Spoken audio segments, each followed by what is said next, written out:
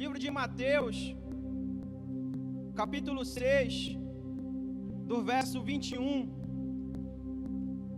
que diz o seguinte: porque aonde estiver o vosso tesouro, aí estará também o vosso coração. Apenas esse versículo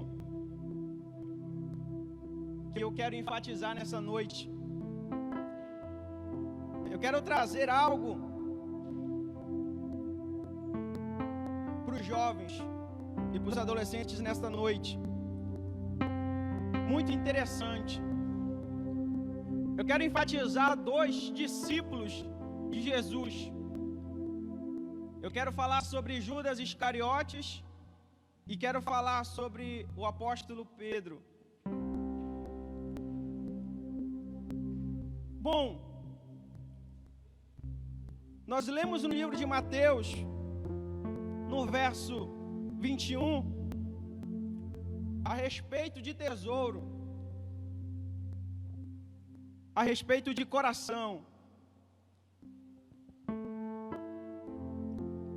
E é bem verdade que nos dias de hoje, que nós estamos vivendo e que nós estamos passando, muitos jovens e muitos adolescentes não sabem aonde está o seu coração. Eu trago uma palavra hoje para a nossa reflexão.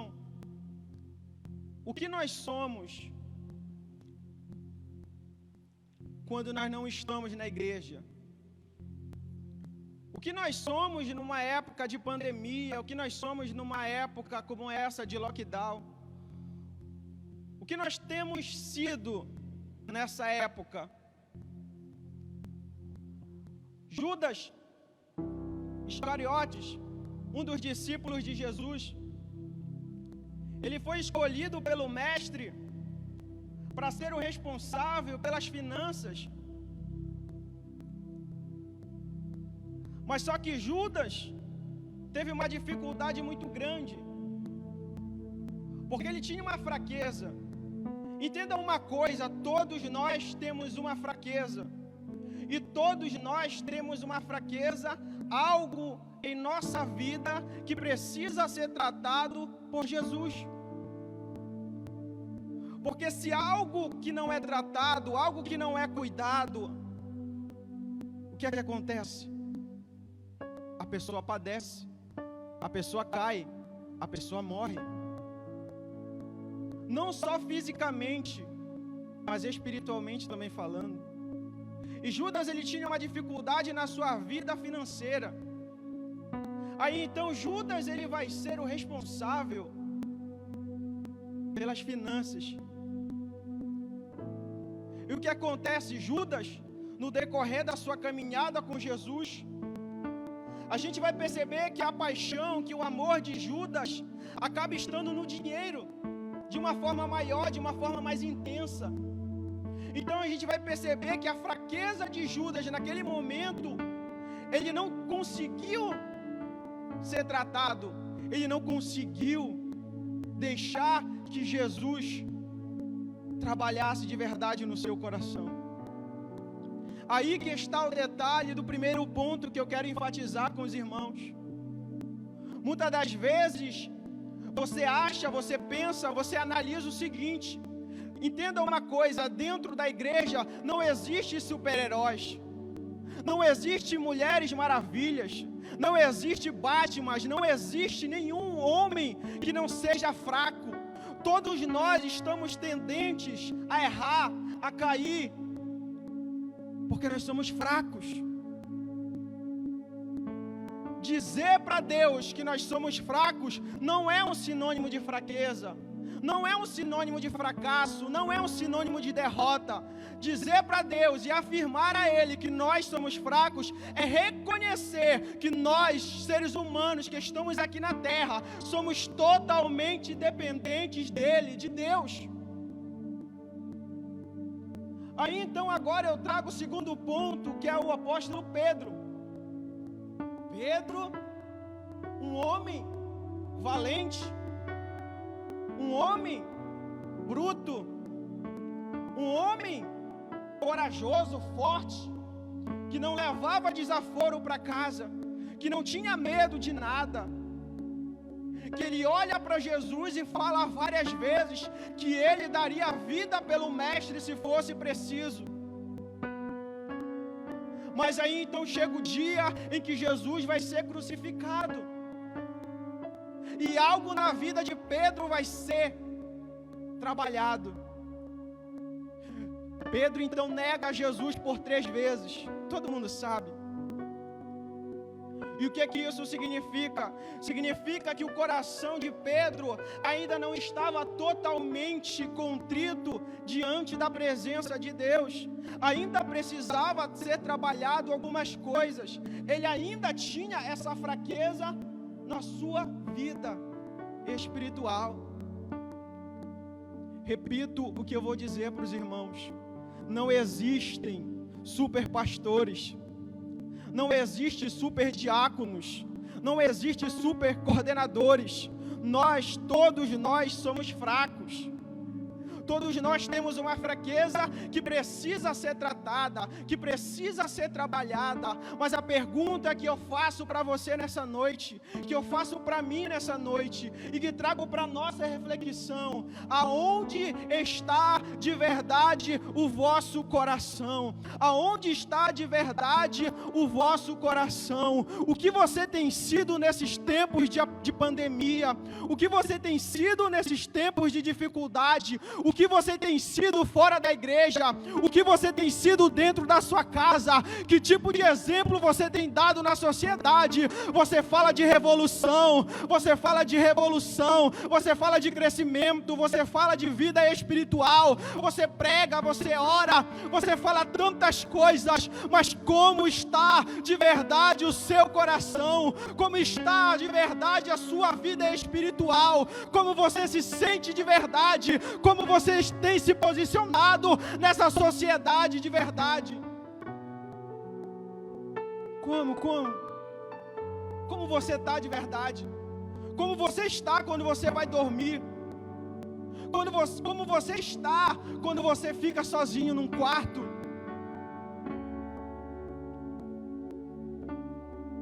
Como está você? Todo mundo aqui conhece a história de Jó. A palavra de Deus diz que Jó era um homem íntegro, reto nos caminhos do Senhor. Mas Jó perde tudo o que ele tinha. Ficou lá, sem absolutamente nada. Mas tinha algo na vida de Jó que ele não largava, que ele não soltava, ele não negociava. Era a presença de Deus. Tudo de Jó foi tirado, tudo de Jó, mas a presença de Deus, isso ele não negociou. Ainda assim, num estado de fraqueza, ainda assim num estado de grande dificuldade na sua vida financeira, na sua vida familiar, em todas as áreas da sua vida, Jó ainda assim olha para o alto e reconhece que mesmo sendo fraco, ele é totalmente dependente de Deus, que ele é totalmente dependente daquele que criou os céus, daquele que criou a terra. Aí então, nós podemos olhar pela própria vida do ministério de Jesus. Jesus, aos 12 anos, diante dos doutores da lei, ele inspira uma ousadia, ele inspira um amor. Eu achei muito interessante algo que eu vi nessa semana na internet. A cantora Isadora Pompeu, ela fez uma publicação recentemente, onde ela reconhece e fala que ela olha para o teclado e o teclado não fala mais com ela. Ela olha para as fotos antes da pandemia, antes do Covid, e ela fala que ela não sente falta daquilo. E ela começa a desabafar, começa a falar que ela se sente fraca. Mas sabe o que eu acho mais incrível no desabafo da Isadora Pompeu? É que ela reconhece algo. Ela reconhece que ela é fraca. Ela reconhece que ela precisa de Deus. O que eu quero dizer com isso? Eu quero dizer que nós, você que está na sua casa, ainda que a gente tenha um cargo eclesiástico, ainda que a gente tenha um status de pastor, de supervisor, sabe, de dirigente, de qualquer tipo de coisa, nós somos fracos. Nós somos dependentes de um Deus. E não reconhecer que nós somos dependentes de Deus, isso sim nos leva ao fracasso. Não reconhecer que nós precisamos de Deus, isso sim nos leva ao fracasso. Existe uma juventude que está aí do outro lado me ouvindo. E eu sei que você está passando por alguma coisa. Eu sei que você está passando por algum problema. Eu sei que talvez o seu coração, hoje, agora, nesse exato momento, não esteja no centro da vontade de Deus. Talvez hoje a sua fraqueza tenha te derrubado.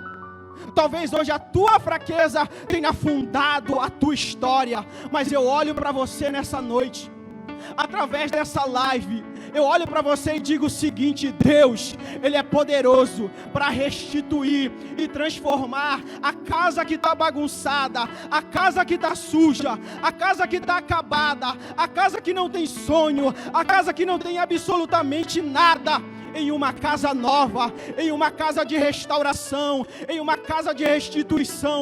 Eu profetizo sobre a tua vida que a glória da segunda casa, ela vai ser maior do que a da primeira. Eu profetizo sobre a tua vida nessa noite.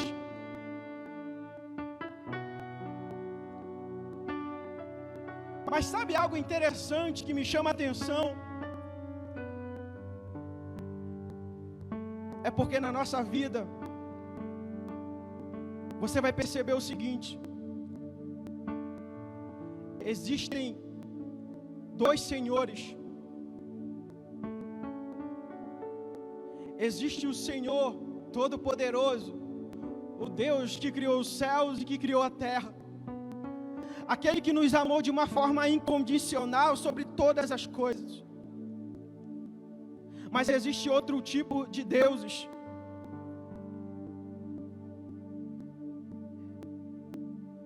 É onde você gasta o seu tempo. É onde paralisa a sua vida. É onde você olha e você diz que está tudo bem. Está tudo bem eu gastar 3 horas no Facebook. Está tudo bem eu ficar 6 horas de tempo olhando o meu WhatsApp. Está tudo bem o meu dinheiro.